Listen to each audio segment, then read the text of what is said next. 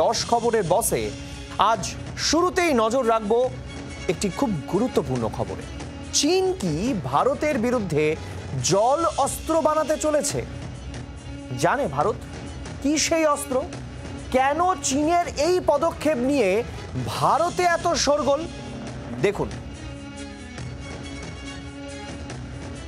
তিব্বতে ব্রহ্মপুত্রের ওপর বিশ্বের বৃহত্তম বাঁধ নির্মাণের কাজ শুরু করল চীন। উদ্দেশ্য বিশ্বের সবচেয়ে বড় জলবিদ্যুৎ প্রকল্প তৈরি করা। তিব্বতে এই মেগা ড্যাম তৈরিতে খরচ প্রায় কয়েক লক্ষ কোটি টাকারও বেশি।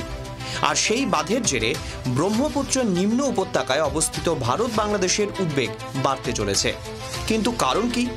যেখানে বাঁধটি তৈরি করা হচ্ছে সেখান থেকে ব্রহ্মপুত্র ইউটার্ন নিচ্ছে। ইউটার্ন নিয়ে অরুণাচল হয়ে অসমে প্রবেশ করে।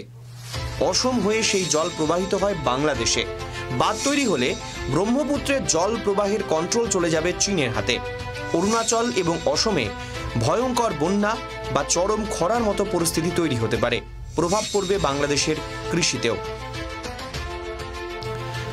ভারতের সঙ্গে কোনো চুক্তি ছাড়াই চীনের এই বাঁধ নির্মাণ নিয়ে গত অধিবেশনে সংসদে প্রশ্ন তুলেছিলেন অসমের জোরহাটের কংগ্রেস সাংসদ গৌরব গগৈ।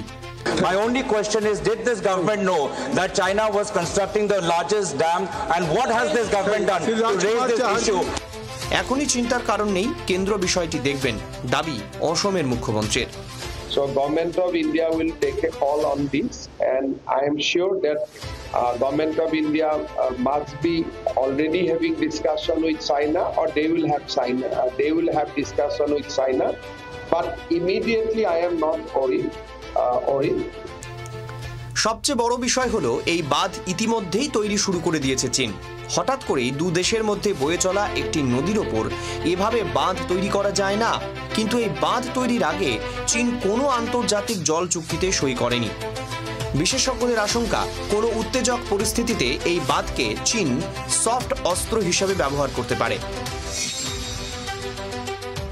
ভূবিজ্ঞানীদের মতে হিমালয়ের ভূকম্পন প্রবণ অঞ্চলে বিশাল এই স্ট্রাকচারে একটানা জল জমে থাকলে ভূমিকম্পের ঝুঁকিও বাড়বে।